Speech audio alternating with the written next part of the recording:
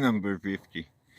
The electric fence is there, and I dumped the food on this side of the fence so that he can eat, because the other one's over there. Headbutt him out of the food, and he knows how to go down on his front knees to get under the fence to get the grain.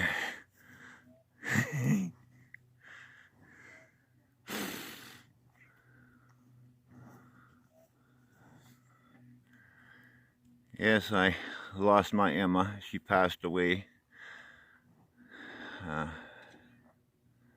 on the 28th of September. She was born April 23rd, 2009, and I tried to do everything to save her, but I just couldn't.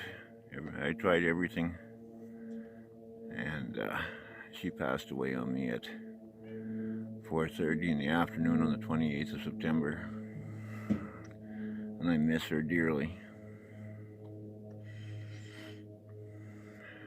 She's been my soulmate for many years. It's just been me and her.